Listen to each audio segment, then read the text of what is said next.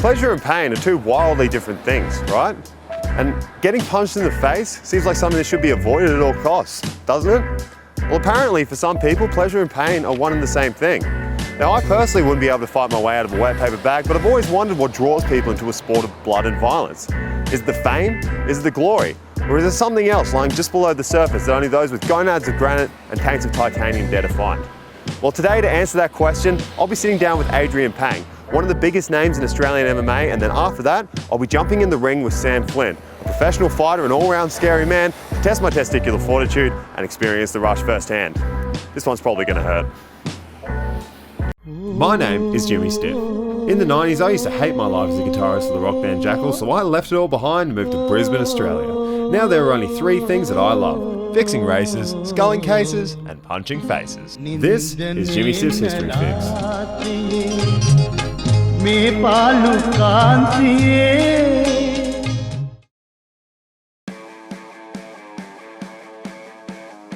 Humans have been fighting each other since time immemorial. Societies come and go, but it seems our obsession with aggression will always remain. Every year, millions of people are drawn to stadiums to roar in unison at the spectacle of hardened warriors in peak physical fitness testing their skills against the world's fiercest competition. MMA, as it's known today, is a fairly recent phenomenon born out of a combination of hundreds of years of different fighting styles. It wasn't long ago that MMA had to defend itself against accusations of brutality and barbarianism, but the speed at which its fanbase has grown in recent decades is astronomical. So how did these extraordinarily fierce fighters thrust themselves from the realm of cultish obsession onto the global stage as a legitimate sport? Well, to answer that question, we need to step back in time.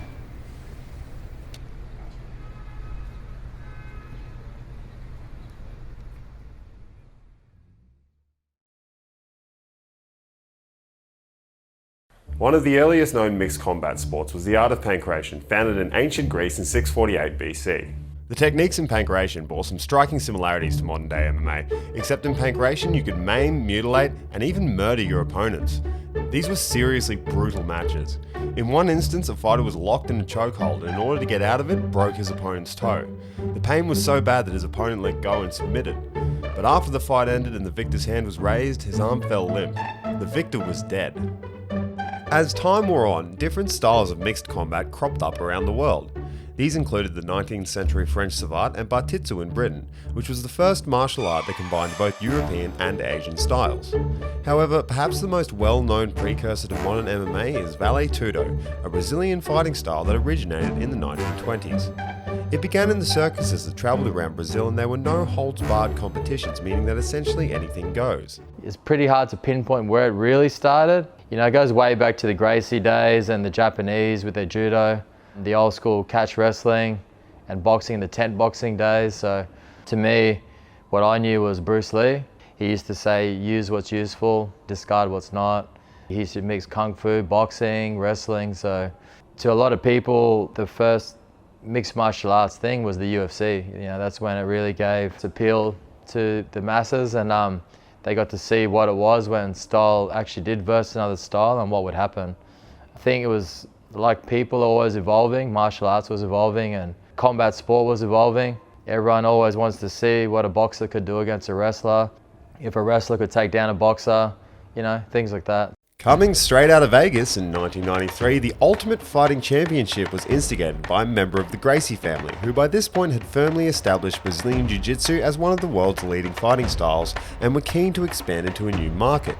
Once again drawing the ire of authorities due to its violent nature, by the late 1990s, 36 US states had made no-holds-barred fights illegal, crushing the organisation's ability to develop a fan base.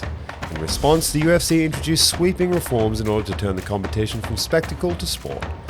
This approach was successful, and the UFC grew steadily during the early 2000s and eventually found a mainstream audience. The competition was helped along by high-profile sponsorships, and along with the creation and popularity of other competitions elsewhere in the world, such as the One Championships in Singapore and ACB in Russia, mixed martial arts was catapulted onto a worldwide stage as one of the fastest growing sports on the planet. However, just because it's popular now doesn't mean it's still entirely safe, and since 2007 there have been 6 deaths during or after an MMA bout. Frequent head trauma can lead to a disease known as chronic traumatic brain injury, which has similar characteristics to Alzheimer's. That doesn't seem to deter the fighters, however, and every year more and more people are showing up to the gyms to learn the ropes. You know, danger of fighting MMA is everyone's worried about CTE now, like brain concussion and stuff and injury, but you know, if you're not into the sport, if you're worried about that, then go do something else. Like, I am old school and I do care about people's health and safety 100%, and I don't let my guys smash each other like we used to, but if that's your concern, then you're in the wrong sport, you know. I've been 19 years, I've been competing now. They say beware of an old man in a sport where young men usually die young, so I'm still going really well. I fight for one championship now, which is the largest MMA promotion in Asia. I fought a lot of top contenders and champions in that. I fought in boxing, fought in Thai boxing, I've done every style. I was the first Australian cage title holder, which was Warriors Realm. I won that in 2005. And then basically every 3 years I fought for another belt. I think I won about 5 belts in total now. Yeah, well, I'm 43 this year. It's going to be, and it's definitely getting harder. Like, I remember when I could just punch out 10 rounds easily and fine, and now like it's me damaging myself when I bash people now. Like if I kick someone, it's my leg that's sore, or I got a bulging disc in my neck, and I've had a string of injuries, but I just love the sport so much. MMA can have all styles, you know, it's whatever works for the individual, but the predominant styles would be Muay Thai and boxing, wrestling and judo, and then Brazilian Jiu-Jitsu on the issue ground. Being able to mix those together properly is what makes a good mixed martial artist. Some guys are good at striking, some guys are more good at Jiu-Jitsu, some guys are just really fit, but it's the martial artist can really mix it all together well is going to be the successful one, and you know, the one that can use his head the best. Well, it's just testing yourself on your limits on how much you're training, what level you're at. You can go into the sort of amateur level and test your skills out that way, or you can use it in a sort of self-defensive scenario, so just having the confidence to defend yourselves even in a sort of street situations or wherever it may come into your life. Or you can push it further and like do what I do, which is more professional based, so I put myself against other people who are very highly trained to do what I'm trying to do to them. If you think all of this is a lot to take in, you're goddamn right. Mixed martial arts is a skillful precision sport that takes decades to perfect. But to properly understand exactly how steep the learning curve is, I decided to have a quick mano-a-mano with Sam before we jumped in the ring for a proper fight.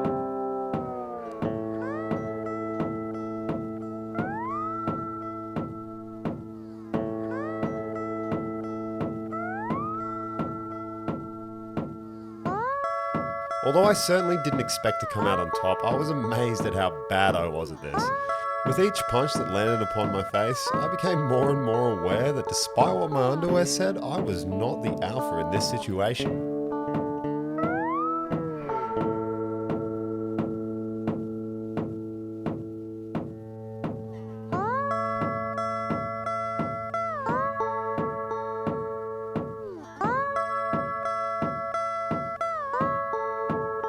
Well, that's fucking sucked. But it was fun. Thank you, Sam. We're gonna do it again next week. I'm probably gonna get my head kicked in again. Yeah. My crash course with Sam didn't exactly fill me with confidence. It exposed some gaping holes in my knowledge of fighting, and I knew I had to improve my repertoire or I was going to get hurt. 2 days later, I headed back to Adrian's gym to get better acquainted with Sam's fists. However, once I had arrived, it became quite clear I was going to get hurt anyway.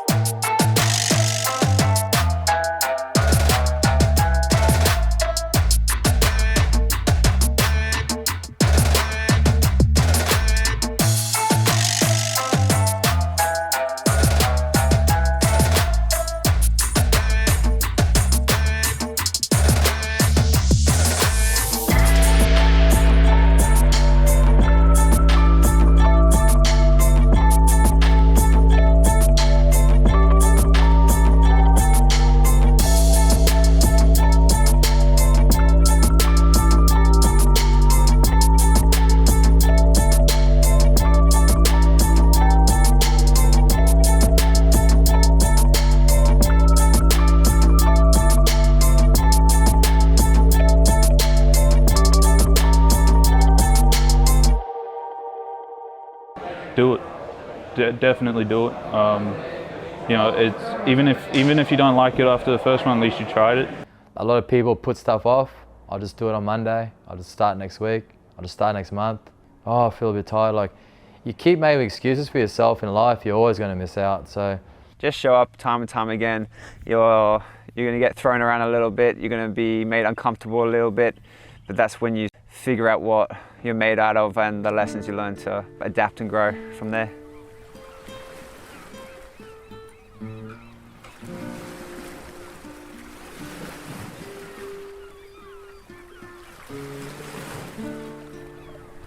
Well, I'm still alive, and I'm very thankful for that. Sam didn't kill me, which is surprising to me because he's a monster.